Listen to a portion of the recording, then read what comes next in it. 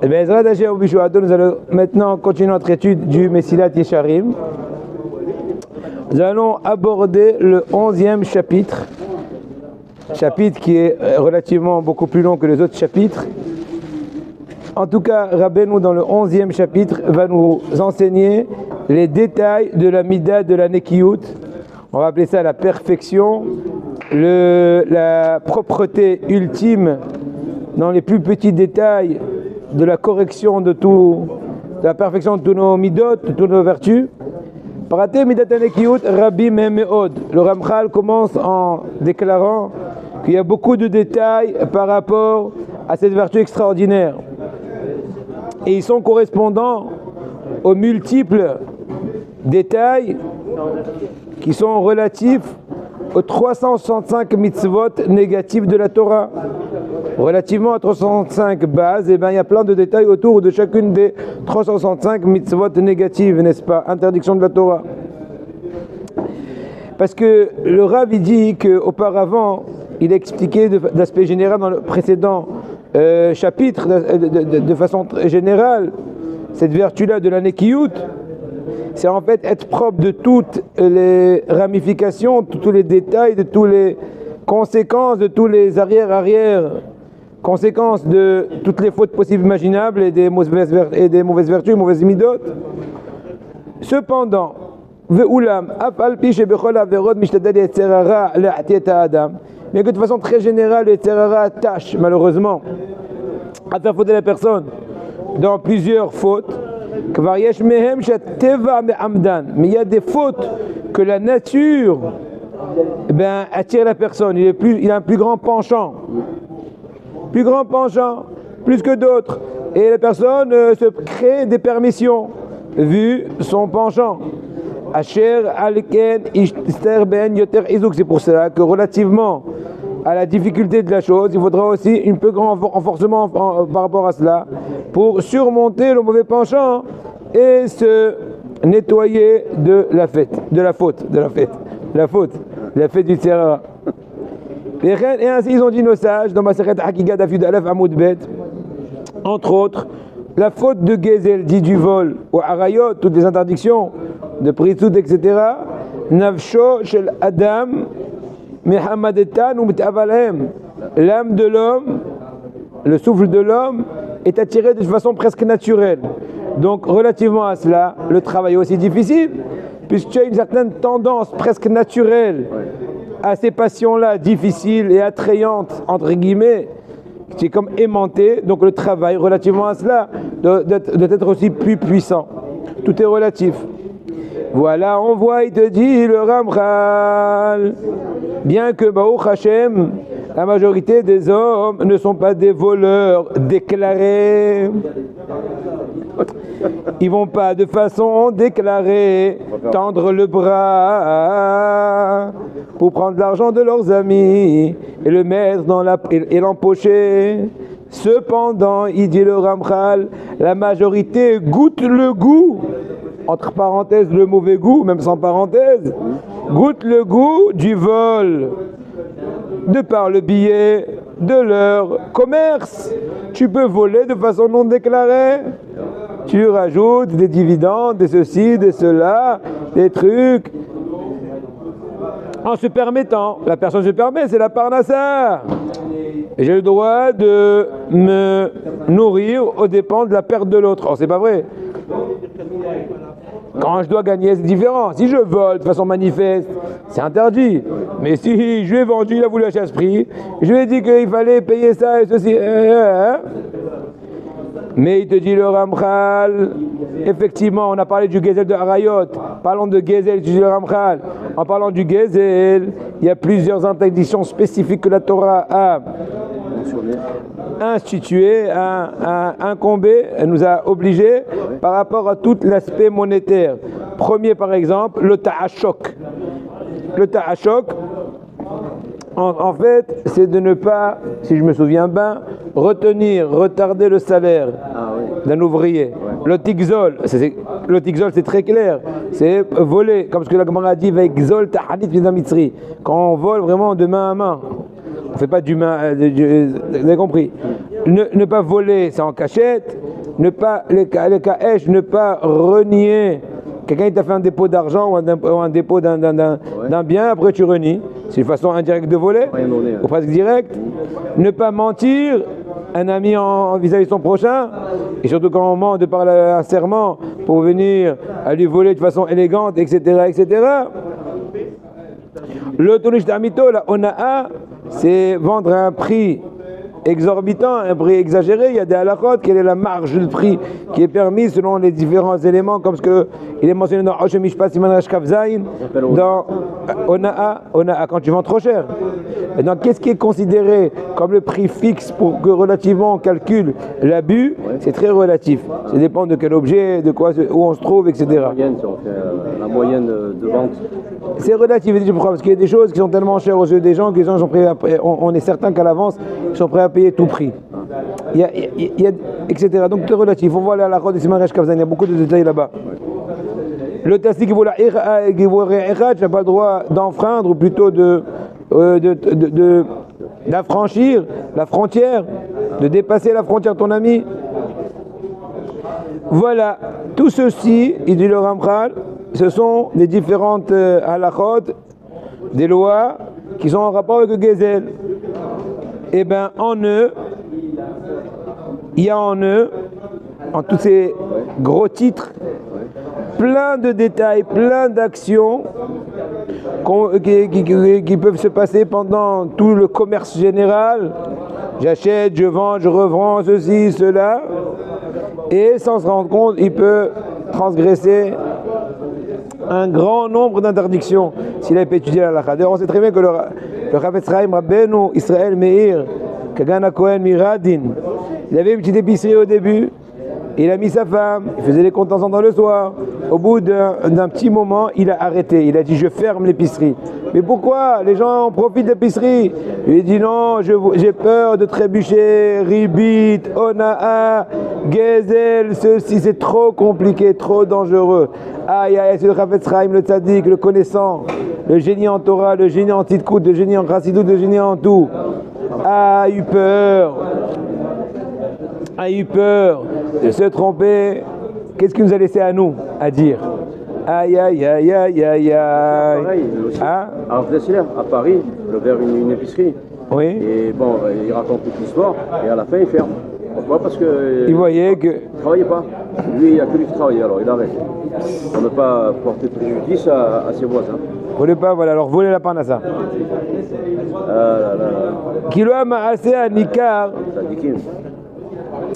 Le Ramchal nous dit, parce que ce n'est pas juste l'action qui est remarquable et déclarée lorsqu'une personne va rouler son ami, va le voler, vous avez compris? Tout dégâts monétaires. C'est pas que cela qui est interdit, mais même toute chose qu'en fin de compte, il va arriver, il va être engendré à ton ami une perte d'argent de par ton billet direct ou indirect, c'est déjà un problème d'interdiction. Il y a des fois qu'à posteriori tu n'es pas capable de payer, etc. Mais c'est pas pour autant que tu as le droit d'entrer dans le pétrin. Et des fois tu as des chamaïm, parce que tu n'es pas capable des chamaïm, tu es etc. Et sur ça, ils ont dit nos sages un machal, un exemple. Dans Sanhedrin Daf Aleph Amoud Aleph, qu'est-ce que dit la Gemara là-bas? Il dit Eshet re'eu lotime. La femme de son ami, il ne l'a pas impurifiée. En d'autres mots, il n'a pas eu une relation interdite avec une femme mariée. Comme ce que dit le pasuk de Eskelut et Aleph. Ça, c'est le sens propre. Mais dans le sens figuré, Shelo Yarad Umanut Avero. Il n'a pas fait une concurrence, dans mes mots, avec le commerce de son ami. Faire une concurrence dans le commerce de son ami. Lui couper indirectement ou directement les vivres, c'est comme aller avec sa femme, à ce monsieur-là. Incroyable. Et nos sages ont dit, Rabbi Yehuda dit, il est interdit dans la Mishnah que l'épicier distribue des friandises aux acheteurs. Pourquoi? Parce que plusieurs fois, c'est qui envoie, qui on envoie acheter à l'épicerie? Les petits gamins. Yitzhak de 8 ans, Sarah de 7 ans et quart, etc. J'ai oublié le dernier litre d'huile avant l'entrée du Shabbat. J'ai oublié le lait pour faire un bon milkshake au Motsei Shabbat. La dernière seconde, on envoie les petits. Et bien sûr, les enfants, pour eux, les bonbons sont tellement bons.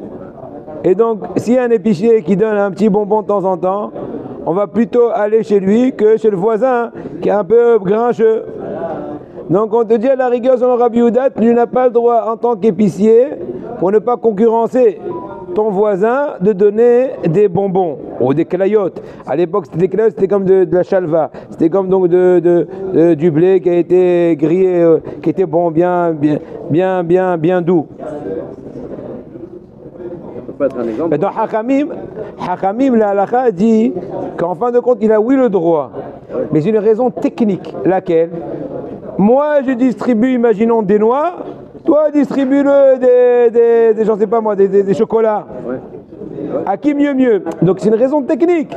Mais dans l'absolu, s'il n'y aurait pas eu ce contrepoids, cette façon d'agir est jugée comme une concurrence interdite. Voyons voir, Rabotai, nous voyons en cela la gravité des petits détails du vol, des embranchements de la chose, des détails, ce qui paraît une chose complètement permise. Non. Marqué encore, on continue encore un peu. Nos sages de mémoire bénite nous disent dans Baba Batra Daf Pe'et Amoud Bet. Donc ce qu'on a dit tout à l'heure avec le Envani, tout à l'heure avec l'histoire de l'épicerie, c'est Vamti Adaf Samer. Là maintenant on va amener la Gemara Baba Batra Daf Pe'et Amoud Bet. Gez, caché, gezel, hediot, mi gezel gavoa. Plus grave est quand on vole son prochain que quand on vole du Bet Amikdash. Pourquoi? Parce que dans les psukim, quand on voit par rapport au vol de Zeigdim et le Me'ila, le mot Me'ila c'est enfreindre. Le terme faute a été exprimé avant le mot Me'ila dans un endroit, et dans l'autre, le terme Me'ila, enfreindre, est mentionné avant la faute. Donc quand on exprime la Me'ila avant le Het, l'infraction avant la faute, ça prouve la gravité de la chose. Or cela, ça a été exprimé expressément vis-à-vis du vol de son prochain, et pas à l'inverse quand on vole du Bet Amikdash, pour montrer la gravité de la chose. Ukvar patrouet apo alim, regardez un exemple à Botaï, interpellant, spectaculaire, incommensurable. Lequel? Kvar, nos sages ont acquitté les ouvriers lors de leur service. Ils sont en train maintenant de te peindre à la maison, par exemple. Et à un tel point, ils étaient soucieux que les ouvriers ne te volent pas du temps. Quel temps? Le temps de dire la bracha. Les 2-3 secondes de dire Baruch Hashem, Shakon Yav Dvaro, et manger un petit morceau de quelque chose pour se fortifier, pour continuer à peindre. Ils t'ont dit mange sans bracha, pour que le laps de temps de ne pas dire Baruch Hashem, etc. Bien qu'une personne qui mange sans faire la bracha auparavant, c'est comme si elle a volé Hashem entre guillemets. Ça c'est par rapport à Hashem tout court entre guillemets. Mais quand c'est au dépend de ton prochain, nos sages ont dit que puisque c'est une ordonnance comme des Rabbanan, on est prêt à céder de façon exceptionnelle à ta bracha, pourvu que le laps de temps de 2 secondes, 3 secondes, Baruch Ata Hashem, Elokeinu Melech HaOlam, Shakol Yam Dvaro, Boré Mine Mezonot, Boré Pires, comment ça peut prendre 2 secondes, 3 secondes, peu importe, 20 secondes, c'est quoi? Même si tu fais Kavanot du Harizal, 20 secondes. C'est 20 petites secondes, je suis prêt à te faire une remise, une dérogation, une exception. Tu n'es pas considéré comme volant Hachem. Pourquoi? Parce qu'autrement tu seras voleur de ton ami de ces 20 secondes-là. Incroyable la beauté de l'importance, de la finesse de la faute. Ça va, hein? Du coup, ça va. Et le pire Amazon, c'est pareil. Donc ils n'ont pas autorisé de moti et de barot, les dernières barot de Birkat Amazon, c'est-à-dire la dernière qui est des Rabbanan. Les 3 premières qui sont des Oraïta, ils n'ont pas rendu patou. Comme ça dit Agmara Maseret Barot Avtetzain Amoud Aleph. Plus que cela, même Kriyat Shema, ils n'auront pas permis d'annuler leur travail, d'arrêter leur travail. Encore une fois, on parle d'ouvriers qui ont vendu leur journée. On ne parle pas que c'est à l'heure ou à la tâche. C'est à la tâche, ben à la tâche. tu files un peu plus tard la tâche, peu importe, de toute façon le salaire ne variera pas. Mais si tu as dit je prends pour une journée de travail, imaginons de 9h du matin à 9h du soir, 300 shekels, eh bien il manque 20 secondes. Tu déduis pas, tu as volé. Même Kriyat Shema, ils t'ont pas permis de la nuit, il voulait vatel mimlartan et la paracha régionale. Le strict minimum Kriyat Shema. Shema, Baruch Shem, Ve'avta, tout court, Ve'aya, puisque c'est pas la Ikuvam la Torah. On t'exemple. La même chose de Birkat Hamazon. Que les Baruchot sont la Torah dans Birkat Hamazon. Pas la dernière, là, attaquer la vie, nous manquons la vie. À plus forte raison, est-ce qu'on a une fois pensé à cela? À la finesse, au détail, à la profondeur du din. Et personne ne va chercher des sgoulots, des trucs, alors qu'elle est en train de voler. Les pommes de tes mains sont sales. Comment veux-tu demander à Hachem, Poter et Yadecha, jour où me meurs, envoie-moi la bracha. Mes tes mains, excuse-moi du terme, elles sont sales. Comment tu veux que je te mette un beau plateau en argent, en or, alors que tu es complètement sale, tu as volé un, tu as roulé l'autre. C'est puissant, hein. À plus forte raison, on dit, il y a une expression en hébreu qu'on dit, à plus forte raison et le petit-fils de plus forte raison. Qui est la plus forte raison de la plus forte raison. Ce qui est question qu'on n'a pas que des choses qui sont particulières. Et faire un coup de fil. Il a langui sa femme pendant la peinture parce que l'odeur du spirit commence à le. Mais non, pas du tout. Tu n'as pas le droit de bouger un seul instant pour ne pas perdre de temps de ton employeur. Sinon tu as un gazlan, il te dit le Ramchal. Exemple incroyable, la Gemara Masechet Ta'anit Daf Kaf Gimel Amud Aleph. Il y avait un grand tzaddik qui s'appelait Abba Ilkiya. Ils sont venus des grands amis de Achamim se concerter avec lui. Mais que faire? Il était ce jour-là en train de travailler pour son gagne-pain. Il a vendu ces heures-ci pour en échange avoir quelques sous pour manger. Ils sont venus, ils lui ont dit shalom, il n'a même pas répondu. Bien qu'on dit qu'en général, dans la Gemara Masechet Brachot, il dit que celui qui te dit shalom, tu ne réponds pas shalom, c'est comme si tu avais volé Knesset Israël même. Mais d'accord, quand c'est à mon dépens, tout court. Quand ne sois pas gonflé, sois aimable, sois reconnaissant, rends la bracha en échange. Mais si au moment de répondre shalom, j'ai un répit microscopique de temps que je n'ai pas servi mon employeur, ça c'est grave. On se voit tout à l'heure. D'accord? Incroyable. Il n'a pas répondu à Tamidei Haramim qui sont venus spécialement, un groupe de Tamidei Haramim pour ne pas s'arrêter au même travail. Pour finir pour l'instant en bataille, Yaakov Avinu de mémoire bénie, qu'est-ce qu'il a dit? Il a dit expressément, j'étais en journée et je me suis fait manger par la chaleur entre guillemets et le froid glacial pendant les nuits. Et j'ai jamais fermé l'œil de la nuit, étant le vaillant berger de la vanne, le grand tonton, le grand malin, le grand ramaille. Pas que malin, ramaille, trompeur. C'est pas pour autant qu'il est trompeur que moi, je ne vais pas respecter le contrat. Après, on réglera les comptes, Hachem. Après, on a vu dans le rêve et les potons qui passent par-ci par-là. Hachem sait arranger les comptes, ne l'aide pas. Cherche pas à l'aider dans ce sens-là. Et toi, le ciel t'aidera. Mais n'aide pas le ciel. Quand tu aides le ciel, tu déranges à la rigueur.